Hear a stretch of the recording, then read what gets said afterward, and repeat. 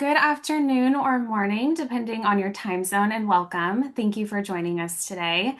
My name is Lauren Mason, and I'm a cognitive psychologist and research scientist. I serve as co-principal investigator of the Perkins Ready AI Fellowship and am also a co-author of the report that we will be discussing today, Applied Co-Intelligence, Preparing Career and Technical Education Learners for an AI-Driven Workforce. It's great to be here with all of you, and I'm looking forward to a robust conversation about preparing CTE learners for a rapidly changing AI-driven economy. We have an exciting session planned. Dr. Cameron Sublett will provide an overview of our recent report on the impact of AI on CTE programs and industries and introduce the applied co-intelligence model. Then you'll hear from a panel of CTE experts about the implications of the report's findings for CTE leaders and programs. Together, we'll highlight what steps are needed to position CTE for the future. Before we dive in, a few quick housekeeping notes. This session is being recorded. The recording will be emailed to registrants by CTE Futures in a follow-up email, and the recording will also be posted publicly online. Please submit your questions to the Q&A at any time during the presentation. While we may not be able to answer all of your questions live today, we will collect them and follow up through CTE Futures. Stay connected with CTE Futures for continued conversation on these topics. You'll find a link to the full report in the chat or on the screen through the QR code, so please feel free to download it and share it with your networks. Without further ado, let's get started by introducing Dr. Cameron Sublett. Dr. Sublett is the Senior Director of Innovation and Incubation at the Foundation for California Community Colleges, where he supports system-wide initiatives in partnership with the California Community College Chancellor's Office. Prior to his role at the foundation, Cameron was an associate professor of higher education and the executive director of the Education Research and Opportunity Center at the University of Tennessee, Knoxville. Over the past 18 months, I've had the opportunity to work closely with Dr. Sublett on the development of this report. And one of its most valuable contributions, I believe, is the applied co-intelligence model, a framework designed specifically for the realities of career and technical education in the AI era. I'm now going to hand things over to Dr. Cameron Sublett, who will provide an overview of the report and walk us through the applied co-intelligence model. Cameron? Thanks, Lauren, for the kind introduction. I really appreciate that. Welcome, everyone. So happy to be here with you. I want to start by acknowledging the huge amount of time, energy, and genuine curiosity that has gone into this work. This project wouldn't have happened, first and foremost, without the support of Paula Kashtan and ECMC Foundation, who gave us both the space and the fuel to really dig into this topic. Also, big thank yous to our partners at ACTE and Advance CTE. You'll see that their fingerprints and contributions are all over the insights we're going to walk through today. Massive thanks to you, Lauren, and our other co-authors for all the time you put into this project. And of course, tremendous gratitude to Michael Tinsley at the Tennessee Board of Regents for being the embodiment of the applied co-intelligence model. So with all of that, let's go ahead and dive right in. Next slide, please. So here's the roadmap for the next 20 minutes. The report, if you've had a chance to read it, moves through a pretty logical arc. We start with the foundations of AI, where it came from and where it's going. And then we look at what that means for work, broadly speaking. And then we zoom in on CTE learners in particular. From there, we introduce the applied co-intelligence model, which is a framework we've built to help CTE leaders prepare learners for an AI-driven future. And so that's the exact structure I'm going to follow here with you all today. So we'll kick things off with the basics. How did we get here with AI and where are we going? Next slide, please. So one of the surprising things we learned early in this process is that even the experts don't agree on a single definition of AI. We heard this again and again, including from renowned AI experts and technologists, who told us you could put them in a room together and no one would agree on the fundamental question of what is AI. And I found that really interesting. But one thing they also made very clear to us, AI is not new. It's been evolving for nearly 8 decades. And for a long time, it's lived quietly in the background, powering things like recommendation systems, fraud detection, logistics, and medical imaging. It just didn't have a shiny chatbot face or catchy name until recently. Next slide. I'm not going to walk you through every decade listed in this slide. We go over this in pretty good detail in the report, but think of this more as a vibe check on the history we lay out in the actual paper. If you zoom out, you're going to see a pattern. Bursts of enthusiasm, periods of AI winters, and then breakthrough moments. We go from early logic-based programs in the 50s to expert systems in the 80s. Machine learning makes an appearance in the 90s and early 2000s. And eventually we arrive here with deep learning, neural networks, and transformers. And all of that's built the foundation for what we experienced in 2022 when ChatGPT arrived and made AI suddenly feel very, very personal. Next slide. So now we're in this shift from traditional AI to generative AI, systems that don't just analyze data, make predictions, but create new things, text, images, video, code. And one stat still blows my mind. ChatGPT hit 100 million monthly users in just 3 months. That's faster rate of adoption than any technology we've ever seen. Even more hard to comprehend is what's next. Every expert we interviewed said the same thing. They don't really know what AI is going to look like in even 5 years. Quantum computing is advancing, robotics is accelerating. We're entering a world where agentic AI, these are tools that not only answer questions but do actions on our behalf, become normalized. So it appears that AI is not going anywhere anytime soon, but the AI that we know today is going to look remarkably different than what AI might be in the future. Next slide. Okay, so in the report, we now shift away from the history of AI and we look at something that's just as important. What happens to people when technologies like this show up? The good news that we report is that we actually have a century's worth of research on technological change, and it all points to four big patterns that show up again and again. First, when there's a new technology, there's gradual adoption and adjustment. Even when a new technology arrives suddenly, think of electricity, the internet, or now AI, the real transformation on work takes place over years or even decades. Second is that new technologies often create brand new jobs that emerge alongside the technological development, jobs we couldn't have imagined beforehand. Automation in agriculture led to manufacturing jobs. Automation in manufacturing jobs contributed to the rise of office work. And now AI is already spawning new roles like AI auditors. Third, it's important to realize that research shows tasks inside jobs change long before the jobs themselves change. And then fourth and finally, we consistently see that technological disruption and growth leads to a growth of high skill and low skill jobs on the ends of the labor market polar spectrum, with pressure placed on the middle.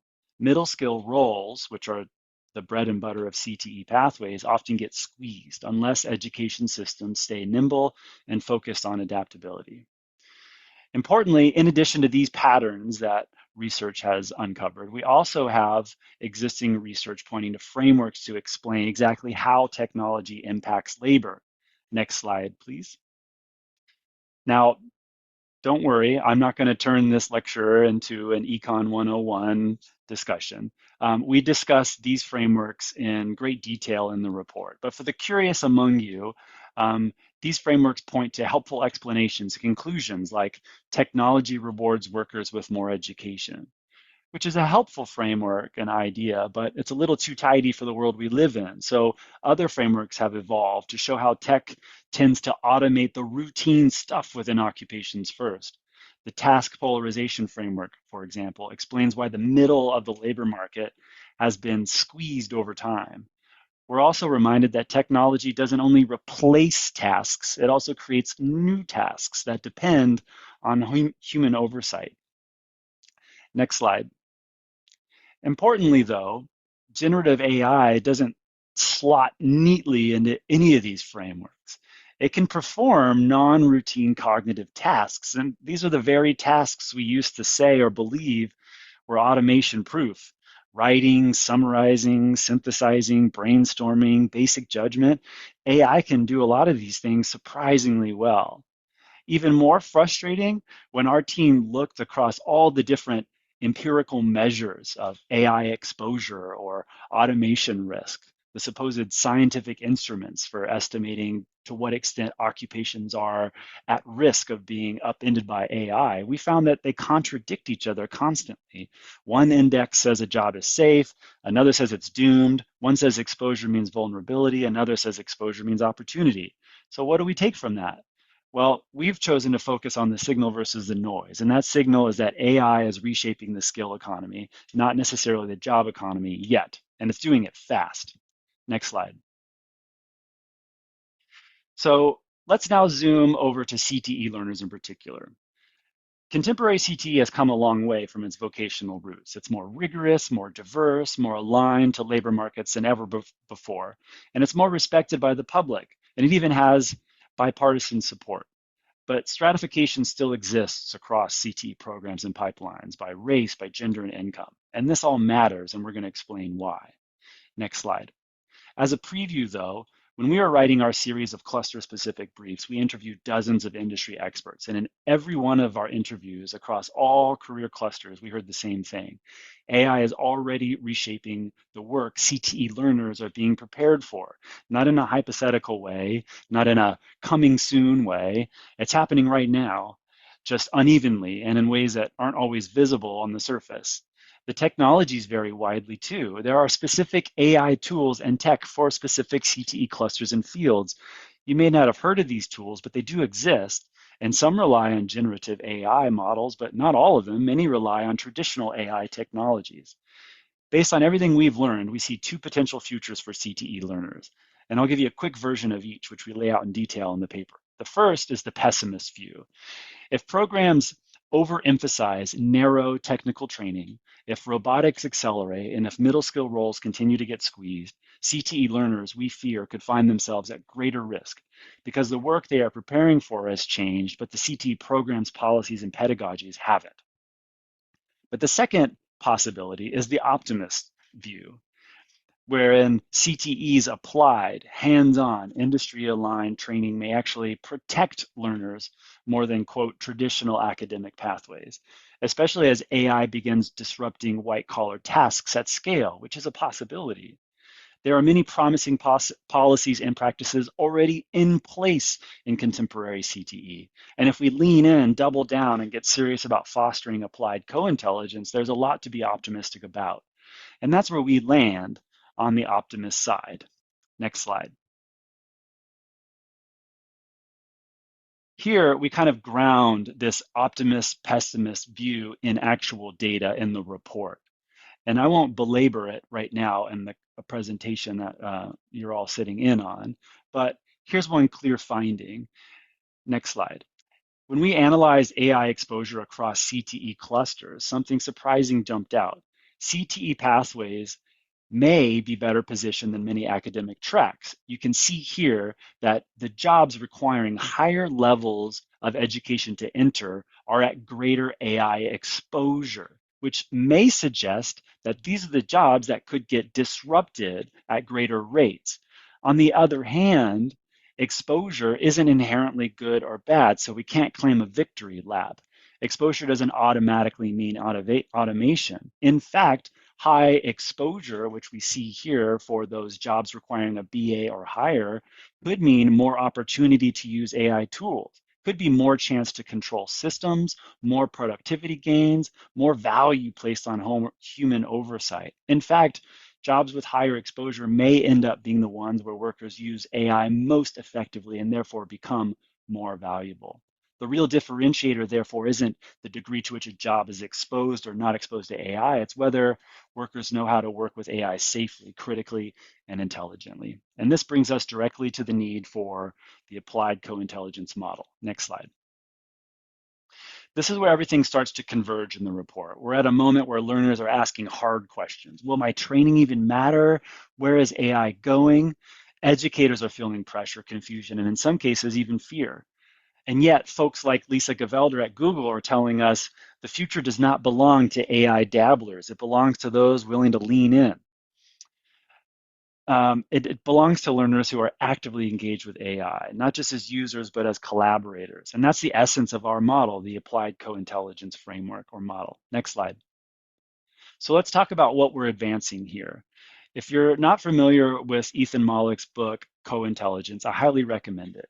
Mollick's original co-intelligence framework brilliantly captures this leaning in paradigm. Instead of fearing job displacement, he argues humans should embrace AI as a collaborative partner to enhance productivity and creativity. Mollick argues we should, one, always invite AI to the table. Two, assume and treat it as a coworker. Three, treat it as human-like yet alien. And four, assume the version you're working with is the worst one you're ever going to see. In other words, AI is going to get better. But Malick's discussion, helpful though it may be, isn't necessarily tailored for CTE learners. It lacks a grounding in the realities of hands-on, safety-critical, occupation-specific work. Hence, the ACI. Next slide. The ACI is built around three interconnected spheres: technical skill, transferable skill, and AI mastery. Where they intersect, we believe this is the model of applied co-intelligence. Next slide. With regard to technical skill, these are the entry tickets to the profession. This is the bread and butter of CTE programs and courses. Technical skills remain essential in an AI-driven economy. You can't AI your way through electrical wiring or patient care yet, anyway. But there's also a growing importance for transferable skills. These are the human skills that AI cannot replicate. Like Malik and Jamie Marasotis, who we talked to from Lumina Foundation, it's important to emphasize transferable skills to keep humans in charge when information is messy or ambiguous. And then the last sphere is what we refer to as AI mastery. Next slide. But what is AI mastery? Well, at a high level, we argue AI mastery isn't about teaching AI on the side. It's about embedding AI skill development inside the real work. AI tools vary across occupations and industries. ChatGPT is not the tool your students may need. Students may not even need generative AI. In many occupations we explored, traditional AI dominates. AI mastery means moving from the generic AI applications to task-specific applications aligned with particular occupations. The continuum is a developmental path that makes the ACI real. It moves from literacy, which is I know this exists, to mastery, which is I can critique or adapt the system. It moves from generic application to specific application. Next slide. To ground this in a real world scenario, we have the fictional example of Maya. Meet Maya. In her first semester, Maya's instructor takes a hands-off approach to AI, merely mentioning that students are welcome to use AI tools in the class. So left to her own devices, Maya uses ChatGPT to summarize textbook chapters, help write emails, edit her work. We refer to this as AI literacy. It's a generic skill untethered to her future occupations. But as she progresses, her instructor becomes more of an active AI coach. Her instructor designs a specific class assignment. Maya must use an AI-powered voice-to-text tool to describe a mock patient intake video and then critically audit and edit the transcript for clinical accuracy and missing context. This is AI fluency. It's an industry-specific application of AI integrated into her training. Moving further up the continuum, we see that Maya is in a high fidelity simulation and her patient presents with messy conflicting systems. Her assignment is to evaluate and select the best of three different AI diagnostic tools to help form a hypothesis justifying her choice based on HIPAA compliance and data security. This, we argue, is AI agency. It's a high stakes, task specific application that requires her judgment. And then finally, in Maya's evolution, we see for her capstone project, her instructor tasks Maya with critiquing the predictive algorithm used in the college's simulation lab. This ultimately, we argue, is a systems level application. She no longer is just using tools in general, but specific ones tailored to her program in healthcare and is able to critique and adapt the systems themselves. Next slide. So that's the goal, applied co-intelligence. And we lay out in the report specific examples of what this could look like across all the CTE clusters. But we have to name the real obstacles that need to be tackled in order to get to this goal, this in place. First is what we refer to as the alignment crisis, where there is pervasive distrust and disequilibrium, where you have employers and CTE providers both waiting for the other to figure out AI first. The second is what we refer to as the human capital gap. Faculty need support, they need time, they need tools, they need training, and they don't need pressure necessarily and not fear. The third is structural barriers characterized by fragmented policies that create confusion instead of clarity. And then the fourth is the evidence gap. Right now, the evidence base is thin. We're building the plane while flying it, and we don't have strategic direction, and we don't have strategic understanding of the tools and how they impact learning for different learner populations. But we do have momentum, people innovating, experimenting, and sharing what works, and we elevate these best practices in the report. The breakthroughs are emerging. We argue that we just need to scale them. Next slide. And in the report, we offer up a number of recommendations for how to overcome these barriers and these challenges. We argue AI integration cannot be left to chance. We need to be intentional. We need to be strategic. Policymakers have to create elastic policies that provide guardrails, but allow for flexibility as AI tools and technologies develop. And we need to invest in people and infrastructure. Providers need to embed AI within technical programs using the ACI model. So we're hitting that nexus of technical, transferable, and AI mastery. And then industry must co-create everything from curriculum to work-based learning. We can't solve this from one direction. It has to be a coordinated effort. Next slide. So I'll close with this. A student once asked in a session we were on, how is any of this good? And we believe that question captures the tension of this moment. There's excitement, but there's also a lot of fear, and there's a lot of ambiguity. We believe the answer lies in curiosity and helping learners understand not just how to use AI, but how to direct it, question it, shape its impact on their fields. But curiosity needs direction. Darren Asamoglu and Simon Johnson argued in their seminal book, Power and Progress, that technology is not destiny. The path technology takes in shaping society is a result of human choices and what they refer to as countervailing forces. The ACI model is our countervailing force. It's our way of ensuring that the technologies that are evolving and advancing right before our eyes don't choose the future for us, but we choose it for ourselves. So long as we're able to be curious and focused. As AI gets smarter, we argue we will get wiser. Thank you so much. Next slide. The report that I have referred to in this presentation is available at this moment online. There's a QR code to direct you to the report if you'd like to read it. And with that, I'm going to hand it off to my colleague, Lauren. Thank you, Cameron, for that overview of the report and the applied co-intelligence model. Now, I'm excited to bring in our panel of CTE leaders to share their insights and perspectives on these findings. We'll begin by introducing today's panelists.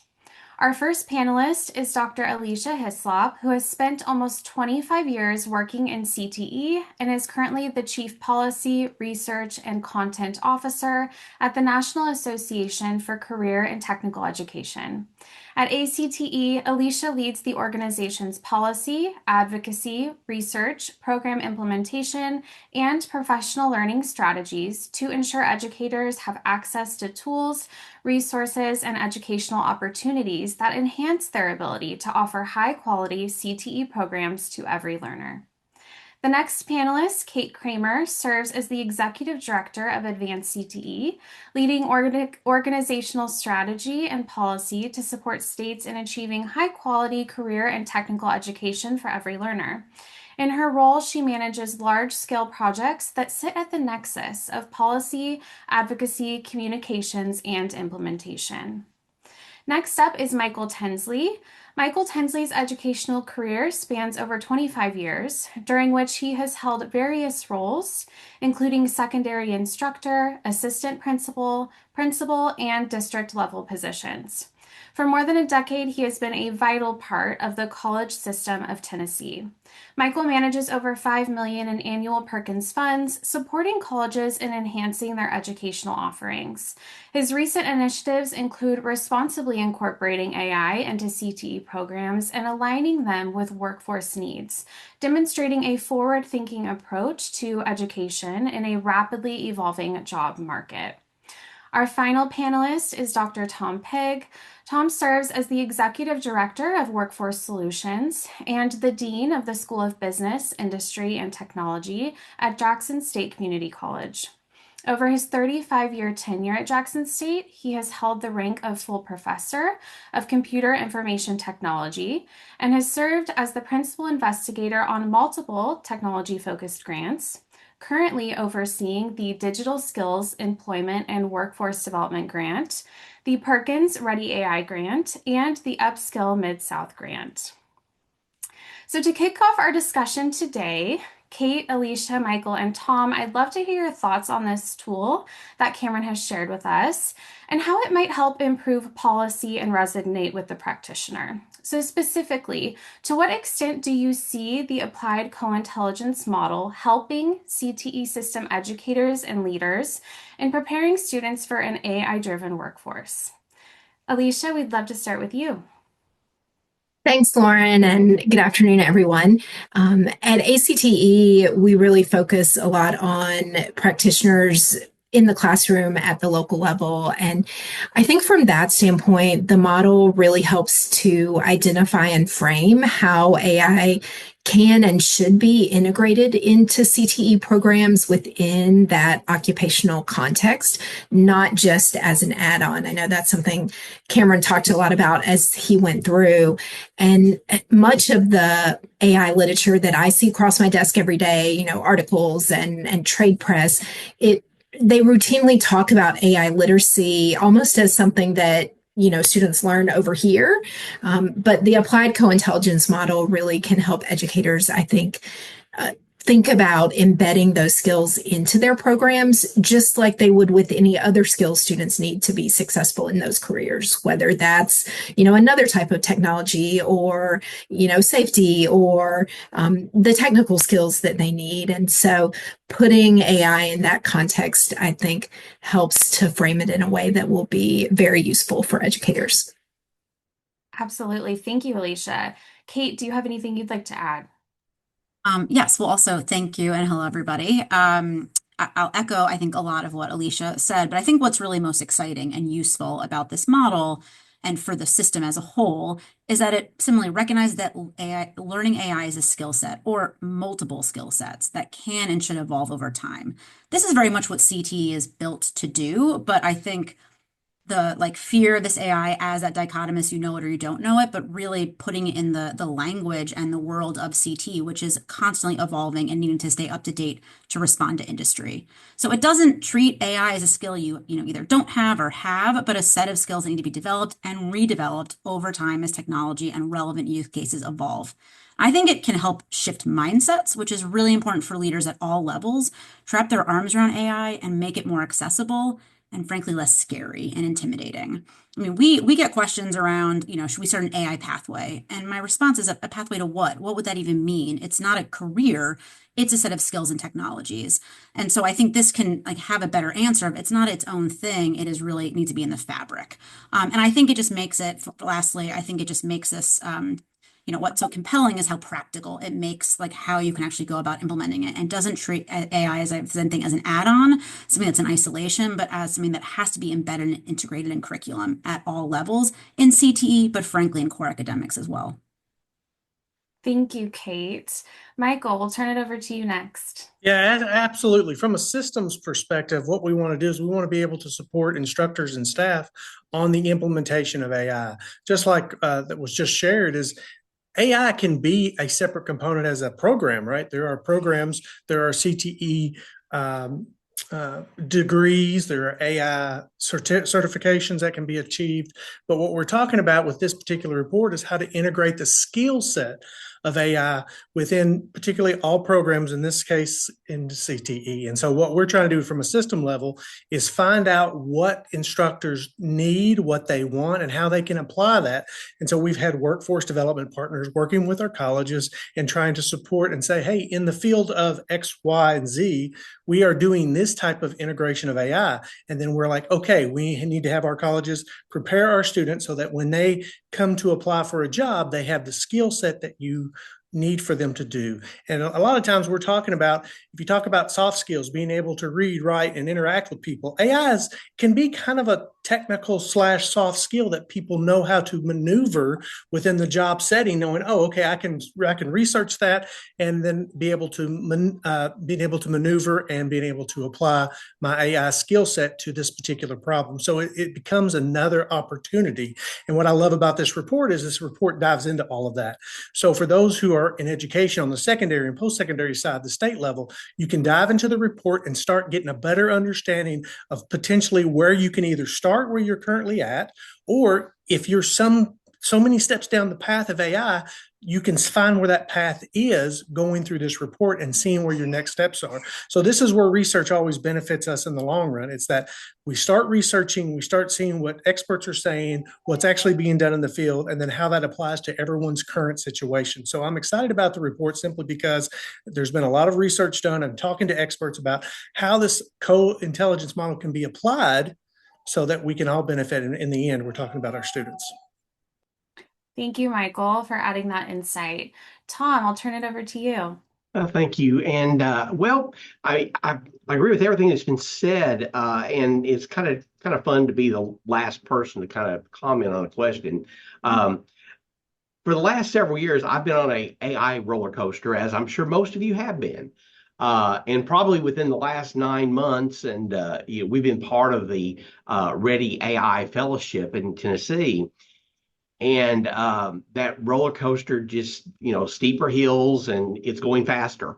And there's a lot of, we think AI is going nowhere and everywhere, just kind of said in the beginning. We've kind of formed some working groups here at Jackson State as an example, where we have folks that use AI in the classroom, use it professionally. We have some that use it professionally, but not in the classroom. Then we have some that don't use it, period, and are scared to death of it. And so it's a challenge. It's a challenge to kind of figure out where we are. We part of our project that we're working on through the Ready AI grant is involving industry partners. And I think when we get to some other questions, I'm going to say probably a little bit more about that. But we're also finding that industry is confused too about where AI is going. And so when I had the opportunity really to read the report and try to digest it, and there's still just so much in that report, and this co-intelligence model really makes sense. Okay. I mean, I think that in some ways, some of the things that I've been kind of seeking with regards to how CTE type programs are going to mesh with the workforce is definitely a good place to start, if not the answer. And I'm very fortunate. I kind of straddle the fence here. I'm being in the workforce non-credit side of the house, plus being on the business industry and technology side of the house. Uh, that is, it's quite a mix, but it really connects. And we are having folks out there that incumbent workers. We're having folks in the industry that are begging for AI education standalone. And this is really opening my eyes when I've read the report that okay, it doesn't need to be standalone. I mean, yeah, the basics. Yeah, we've got to have a little bit of that basic AI intelligence, but we need to move up that ladder. I think that there's a lot of promise, and if you've not had the opportunity to really dig into this report yet, it's great. And Cameron, I want to just commend you on it, especially the first half of the report that's meant to kind of educate you a little bit on those basic AI literacy topics. And it was very beneficial to me, and then get into the heart of the model itself. Thank you, Tom. This actually sets us up perfectly for the next question, which does dive in a bit more to industry. So, one of the challenges addressed in the report is this misalignment between CTE classrooms and industry, and Cameron also touched on that in his presentation today. The rapid pace of AI development seems to add a new layer of difficulty to sort of getting everyone on the same page. So, what are some ways that you think this issue can potentially be addressed moving forward? Tom, we'd actually like to start with you. I guess one of the first things, and again, I'm going to kind of go back to the reference in the report about the traditional advisory board meetings and curriculum cycles and things like that. Just it's not going to work. There's got to be a kind of a mindset difference there in how we approach this. We need to be more involved in those partnerships between faculty and industry and more often. That is a challenge. Okay, it's a challenge, and forgive me if I kind of bleed over into another question. Hopefully I won't, but the colleges really need to invest in the faculty. And not just again the standalone AI training courses, the basics, and so on. I mean, we're going to need some of that, obviously. But one thing that we've been fortunate with this project that we started with the Ready AI grant, we did involve some key faculty and some key industry partners that we have. We've got a partner in manufacturing, we have one in utilities, we have one in healthcare, and there's many others that we have. But in this group, it's kind of a smaller package right now. But one of the particular organizations that we're going to be working with, they've been chasing this AI thing for a while, and they've kind of come up with some ideas, and together we're going to be working on a project, okay, an AI project in industry, and that is something that's going to really make this practical. And again, eventually, and Michael, we're going to ask for more money eventually. Thank you in advance. But we're going to need to get students involved in it too.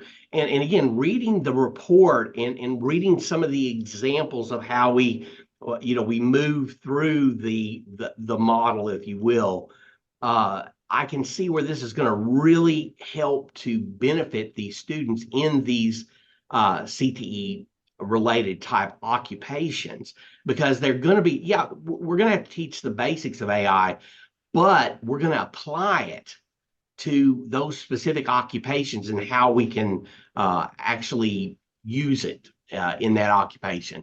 And again, I'm kind of looking at notes here as I'm again trying not to overlap with other things that I want to say maybe a little bit later on. But again, I think that the answer is those partnerships that we've got to develop, and we've got to have that buy-in, that support from obviously our local colleges, our administrators, plus in the case of Tennessee, our board of regents and others need to support us in getting faculty into these places where they can be part of these industry partners. So I'll stop there. Fantastic. Thank you, Tom. You raised a lot of wonderful, really important points. I think, your emphasis on helping support the faculty is really important because there's definitely a lot of nerves surrounding this topic. So another thing to think about, which Cameron also mentioned briefly in his presentation, is this idea that there is pessimism swirling about CTE learners being particularly vulnerable to some of these AI-driven workforce shifts. However, in the report, we do also balance that with some optimist perspectives about why CTE learners are actually well suited to these changes. So, how do you think CTE learners could be especially resilient here, and what do you think they need to ensure their success moving forward? Cameron, I'd like to start with you. Yeah, I can go relatively quickly. I'm love to hear from Alicia and others on this particular question. But one of the arguments we make that kind of supports or undergirds this idea, the optimist case, as we refer to it in the paper, is the fact that there's a bunch of really great policies that have already been put in place to help CTE providers tackle this exigency. And in particular, we name a number of policies and practices in the report in Perkins 4 and Perkins 5. So like an emphasized effort and focus on the alignment of CTE offerings and proximal labor market demand. That is really consequential to helping overcome the barriers and challenges we call out in the report. Integrated curriculum. We also call out the CLNA as a really great potential vehicle to bridge that kind of that chasm between providers and employers. That is a fantastic vehicle to really kind of start conversations around how the providers can be sure that the tools that they're exposing students to are the exact tools that employers are using on the day-to-day job. And I think that's the important thing too that we uncovered in this report is just the wide spectrum of AI tools and applications that do exist beyond Claude and ChatGPT and Gemini. In our talks with industry experts and employers, they pointed out tools we had never heard of before that utilize some form of AI. And that was kind of the aha moment for us was like, oh, these are the tools that students need to be having in the classroom. These are the tools that students need to have opportunities to access. Sure, LLMs are really great tools, and it's a necessary skill set, I think, moving forward. But as students are being prepared and trained for specific occupations and CTE programs, we need to have that bridge, that connection established so we know the particular tools that are being used in the actual occupations that they're going to be going into. And the CLNA, the labor market alignment push in Perkins 4 and 5, I think is really helpful there. I also think the special populations emphasis is really important too to help make sure we're not stratifying the CTE pipelines. And so that's just kind of my take out of the gate. Alicia, did you want to follow up? Yes, I think one of the things that positions really CTE really well, both programs and learners, is evolving and changing with labor market demands is what CTE has had to do for decades. When I think back to the first kind of technology class I took in school or my first job, we were still using a typewriter. And so CTE programs have evolved with the labor market through computers and the internet and, all of these other technology advancements of the last couple decades. So adding on AI is just another type of advancement that programs now have to respond to. And all of those policies you mentioned, Cameron, about labor market alignment and the CLNA help CTE programs think about how they need to involve, really on a daily basis. CTE educators and administrators, that's constantly in their minds. So, applying a new type of technology, new types of skills is something that's already part of the fabric of CTE programs. I think another part of the fabric of CTE programs is the notion of embedding academic, technical, and employability skills together. We've talked a lot about that throughout the last couple of decades, how we increase both the rigor and relevance of CTE programs by embedding all of those skill sets. And that fits very well with the applied model and the way those different skills work together to make learners capable and effective in using all those AI tools you mentioned. Absolutely. I love your emphasis on embedding AI skills. That's another thing that we're really interested in. And I'm wondering, Kate, if you could share a little bit more about why you think this AI integration rather than isolation is so important in CTE classrooms. Yeah, absolutely. I mean, as we've all agreed, right? AI is a skill set or skill sets. And we know that skills are learned through application, right? And are demonstrated through application and are mastered through application, and usually application in kind of multiple opportunities. And that's how CT classrooms are designed, right? To enable learners to build skills. And what I think is so important and what makes so tangible is learning those AI skills through the lens of their pathway or chosen field. That makes them more relevant and makes them more tangible, less overwhelming, and like actually prepares them. Do I need to learn how to best use AI in a healthcare setting? I do not. But as a nonprofit leader, do I need to learn how to use AI to more effectively lead an organization? Absolutely. And that is where I'm focusing. And so this is kind of a big part of why when we updated or modernized the National Career Clusters framework, which was released a little over a year ago, we included these new cross-cutting clusters, one of which is digital technology, which includes data science and AI as a subcluster. And the cross-cutting clusters are these three clusters that are both sectors, but also need to be integrated and can be integrated across every other sector. They're intentionally designed to be flexible. They can be contextualized into each and every CT pathway, and to really facilitate that interdisciplinary and applied learning, and recognizing that there aren't these silos of sectors that we used to have. And so I think that was the design. I think recognizing this is the way that the economy and industry is going. Just one other kind of point I want to make, because I saw a question in the chat about, particularly this is focused on post-secondary, but for secondary learners and, the states and districts that are potentially limiting or banning use of AI for learners because afraid of cheating or plagiarism or whatever it may be. I actually would argue that this model is a way forward for being able to allow AI use, but with clear guardrails, right? Around having that alignment of the technologies, right? To Cameron's point, there's a lot of technologies that is specific to that pathway, that sector. That can give more control over educators because they'll be the ones assigning it. They'll be the ones reviewing it. They'll actually understand what things is happening. And just as we have guardrails and restrictions around students using heavy equipment, as one example, like we can absolutely create similar guardrails around AI for our younger learners as needed. So I think it actually can break through some of those because it's so much more concrete versus just this, amorphous feeling of AI is we don't understand it and we're worried about it. So that's my last. Thank you, Kate. That conceptualization was really helpful. As we prepare to close today, I'd love to hear one call to action that you all have in mind in the context of the people that you represent. Alicia, can we start with you? Sure. And I'm going to go back a little bit to that educator-employer relationship that we were talking about earlier that's so important and has to be kind of a continuous conversation. It can't be just a one-off thing where you ask the employer about AI and you don't come back for another year because, there's so many things changing and rapid evolution in this field.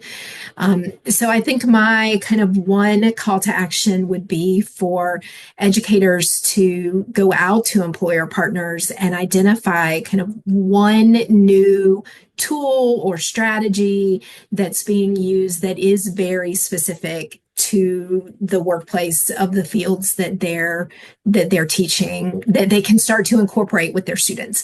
Even if they've done that already, there may be new things that have come out since they've had those conversations. And I think what Cameron was talking earlier about discovering tools we don't even know exist that might be being used in the workplace is really critical for educators on the ground. Absolutely. Thank you for sharing that. Kate, do you have something you'd like to add? Sure. I mean, I think my call to action is that everyone should start using AI and in the lens of the applied co-intelligence model, right? There are so many people out there still intimidated by it, which is limiting innovation and implementation. But use it in your context, right? If you're a policymaker, we represent state leaders, right? They're reviewing programs of study. They're data specialists. They're supervisors, right? You are supervisors of people. There's a lot of use cases to build that familiarity. And really, I think the mindset of literacy to mastery of that progression, I think is really helpful. I think my other call to action was kind of covered, right? For our members, thinking about how you're embedding questions about AI use cases, not just AI, but AI use cases in your standards review, your program of study design, your local advisory structures, your CLNA, and just kind of how do you signal the constant asking and checking, just as kind of Alicia mentioned. Absolutely. Thank you. Michael, what call to action do you have in mind? Yeah, it's the field is very large and vast, and I think that's what scares everybody sometimes is how large and vast it can be, and where do I fit in as a single educator? How do I prepare my students best? And we have DOL who just released their literacy framework this week. We have yesterday the Chinese humanoid example of how they can now be totally can replace humanoids as far as the way they function. And this is not even AI related, but just thinking about the technology and how it moves forward. What I would say is take that first step. Here's my call to action. Take the first step. You're an instructor who's scared on the secondary or post-secondary side. You're a staff support person who doesn't know where to begin. Start with a conversation with someone that is in your workplace, whether it be a supervisor or a coworker, and say, I would love to dive into this. I'm worried about how to start, but I know there's this report. Maybe we can start looking at it together, or maybe it's reach out to Advance CTE or ACTE or someone else on the panel here. We're happy, obviously, to be able to assist as well. But the goal here, in my mind, as a call to action, is don't wait any longer for someone else to fix it for you. Start the process with a conversation, coworkers preferably, but obviously your organizations that are represented here are very good as well. So my call to action is take that first or second step forward and don't be left behind, or don't let your students be left behind. Absolutely. Thank you, Michael. Tom, I'll turn it over to you. Well, just one thing, and just this is kind of something I gleaned from the report, and I'm just writing a note down about it. It said the report shows that AI struggles in most context-rich environments, like judgment, physical interaction, and variability. Yes. Okay, and so what I kind of gleaned from that, from the student's perspective, is AI is not going to fix it for you. Okay, that's where the model, except the co-intelligence part of the model comes into play. There's a piece in there that AI is not going to be able to do, and so we need to instill that idea in the students' minds that okay, they got to get out there and they're going to be in situations where it's hard to predict. And they've got to know how to react and how to use that co-intelligence of the AI partner. And I would go ahead and just say, as far as we can't. We're going to have to invest. We're going to have to invest time in faculty. We're going to have to give them the opportunity. We're going to have to give them the time to develop these opportunities for students to understand you're working alongside AI. It's not AI tells you to do something and you do it. No, you got to work side by side with it. So that's my takeaway. Absolutely. Thank you, Tom. Such important points. Cameron, we'll close with you. Yeah, I would say there's just so much right now. Like there's a new AI report every day. I'm struggling to stay on top of it. It just feels like I'm drinking from a fire hose or someone's asking me to swallow the ocean. So I definitely sympathize with those of you out there that are struggling to stay afloat. But I would just encourage everyone to start small, but definitely start. You don't have to have a fully fleshed out, complete, comprehensive AI policy in a week. But you can start experimenting on your campus or on your school or in your system by identifying an AI champion or a subset of AI champions to experiment with, kick off a community of practice to tackle one challenge or one issue. You don't need to reinvent the wheel either. In doing all this work, I've come across folks from different states, different districts, different schools, and it's frustrating to me how little they're communicating with each other, and they're just and doing things that are so exciting and innovative on their own, but they could all benefit from efficiency gains if they were working together. So reach out.